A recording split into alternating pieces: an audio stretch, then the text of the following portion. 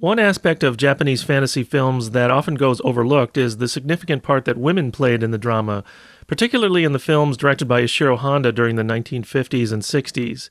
Many Godzilla films, as well as other Toho science fiction pictures, were populated by memorable and strong female characters. These female characters mirrored their counterparts in American sci-fi movies to some extent. There were women in peril, lady scientists, jungle girls, astronauts, reporters, devoted girlfriends, and even space aliens. But the women of the Toho universe could be quite different. The heroines of Honda's films brought elements of comedy, romance, tragedy, and mystery. In their finest moments, these women were the story's moral center, making pivotal decisions that affected the outcome of a movie and the fate of the world. And as an added bonus, they were played by some of Japan's most talented and beautiful actresses of the day. It all started with the original Godzilla, where young Emiko Yamane is faced with a moral dilemma of global consequences, the choice between remaining loyal to her fiancé, the mysterious Dr. Serizawa, or risk destroying their relationship for a chance to save mankind from the rampaging monster, which of course symbolizes nuclear war. For Emiko, breaking her promise to Serizawa and revealing the existence of his oxygen destroyer to the world is a far greater betrayal than breaking off her arranged marriage to him, and she agonizes over this decision until the sight of the dead and the wounded, particularly the children, in the aftermath of Godzilla's attack, finally compels her to act. Emiko was portrayed by actress Momoko Kochi, who also appeared in Ishiro Honda's alien invasion epic The Mysterians. Kochi had a relatively short acting career in the 50s and 60s, and she once said that she stopped making films because her association with her role in Godzilla was so strong that she chose to leave the public eye altogether. But her feelings must have changed over the years because Kochi reprised the role of Emiko in Godzilla vs. Destroya in 1995, which turned out to be her final film. The cast of Mothra was led by the tenacious but somewhat clownish reporter played by Frankie Sakai and his sidekick, the photographer played by Kyoko Kagawa. Kagawa was an established veteran actress with a wide-ranging career who appeared in many films by director Akira Kurosawa, among others. There's a comic banter between Sakai's and Kagawa's characters that's vaguely reminiscent of Spencer Tracy and Katharine Hepburn. Well, 3 years later, in the sequel Mothra vs. Godzilla, this comic tension was ratcheted up a notch by Akira Takarada and Yuriko Hoshi, who played an even more memorable version of two very similar characters, the hard-nosed reporter Sakai and his sidekick, the spunky cub photographer Junko. Yuriko Hoshi has a naive charm about her, and she and Takarada really steal the show from the monsters at times, with Hoshi's naivete contrasting with Takarada's flustered frustration with her.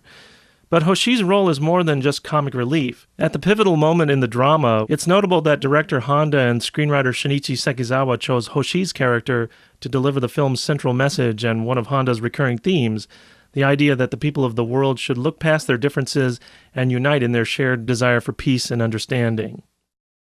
At first, the infant islanders refused to send Mothra to help save Japan from Godzilla, but again, Honda and Sekizawa give a female character, or in this case two twin female characters, the power to make a world-changing decision.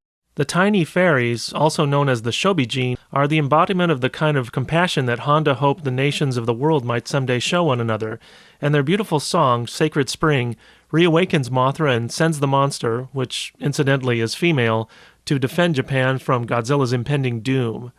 The fairies were played by the pop-singing duo The Peanuts, which consisted of twin sisters Emi and Yumi Ito.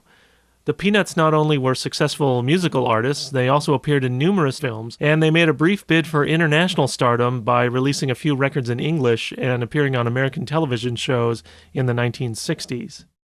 Yuriko Hoshi and the Peanuts also co-starred in Honda's Ghidorah the Three-Headed Monster, a giant monster film dominated by interesting female characters. Hoshi plays a very similar character to the one she played in the previous film, a naive young journalist who stumbles across the incredible story of a prophetess from Venus whose predictions of monster mayhem all seem to come true.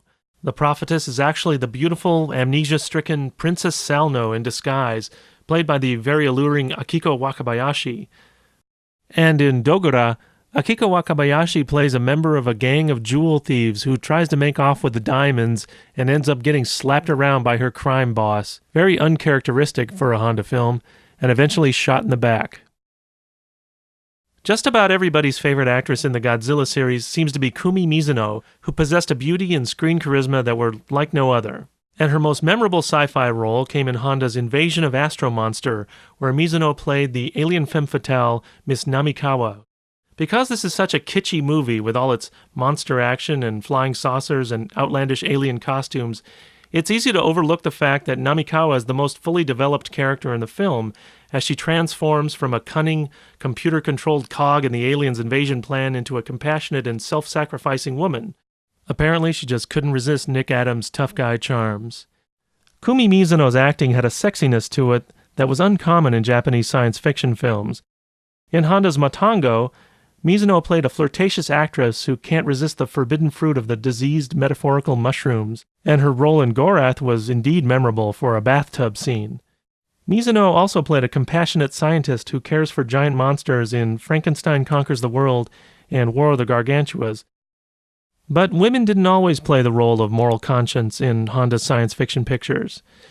Yumi Shirakawa was one of Toho's popular leading ladies of the 50s and 60s, but her roles in science fiction movies were rather demure, one-dimensional characters or damsels in distress.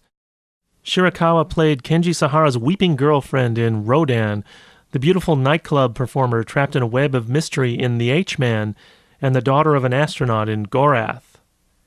Mie Hama, a petite and sexy star of many Toho mainstream movies in the 1960s, had the rather thankless role of Fumiko, the object of King Kong's affection in King Kong vs. Godzilla, a film in which she spent a lot of time screaming at the top of her lungs and sitting in a rather unconvincing giant-sized mechanical ape hand. Yoko Fujiyama, a familiar Toho actress of the 1960s, had a rather standard role as the daughter of an exiled military commander in Atragon, and she played a scientist's assistant in Dogora. Sometimes women played the role of the villain, which made things rather interesting. In Atragon, for instance, the undersea kingdom of Mu declares war against the people of the Earth's surface, led by the stone-cold empress played by Tetsuko Kobayashi, a novice teenage actress who was cast because Honda thought she just had a special quality that suited her for the role.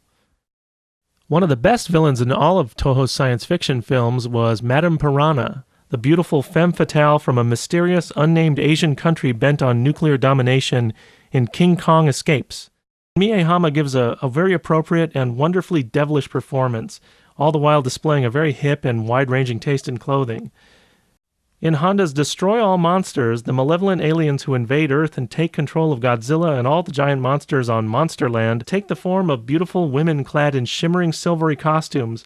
The evil Keylok alien queen was played by Kyoko Ai, while Kyoko Manabe, the unwitting pawn in the aliens' takeover plot, was played by Yukiko Kobayashi, who also appeared in Honda's film Space Amoeba, playing a native girl. It's worth pointing out that even though Japan has a reputation abroad as a male-dominated, patriarchal society, Toho's science fiction films often depicted women as assertive, intelligent, and complex characters. And it's also worth mentioning that the actresses in Toho's science fiction films were not B-movie stars like many of their American contemporaries. Many of them were A-list actresses who appeared in all types of mainstream movies. Science fiction was only a small part of their work. Of course, Ishiro Honda was not the only sci-fi filmmaker at Toho.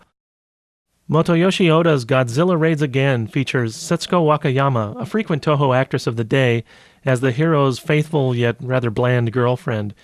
And Godzilla vs. Hedorah, directed by Yoshimitsu Banno, has a great psychedelic main title theme performed by Keiko Mari, an actress who appeared in several Japanese sci-fi TV shows during the 70s.